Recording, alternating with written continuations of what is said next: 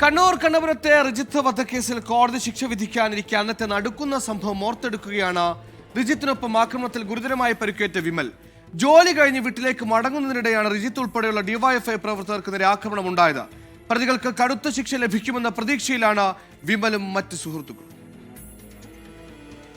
19 വർഷങ്ങൾക്ക് മുമ്പ് കണ്ണപുരം ചുണ്ടയിൽ റിജിത്തിൻ്റെ കൊലപാതകം നടന്ന അതേ സ്ഥലത്താണ് നമ്മളിപ്പോൾ നിൽക്കുന്നത്.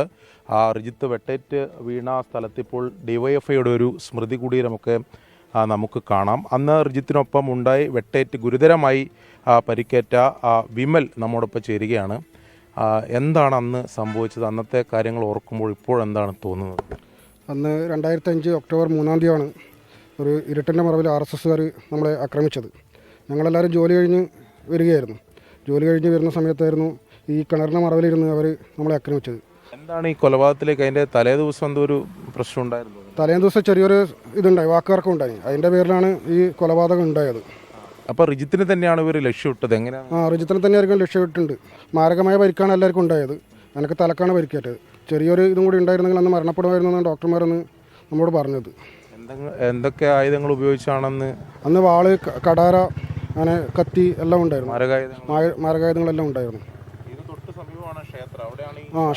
ക്ഷേത്രത്തിൻ്റെ അടുത്താണ് അവരെ ശാഖ ഉണ്ടാവാറില്ല.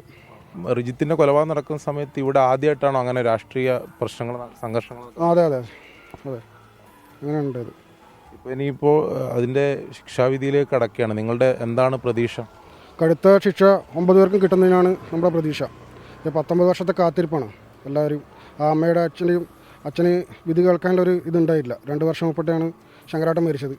അതൊക്കെ നമുക്കൊരു വേദനയായിട്ട് തന്നെ ഇപ്പം നിലനിൽക്കുകയാണ്.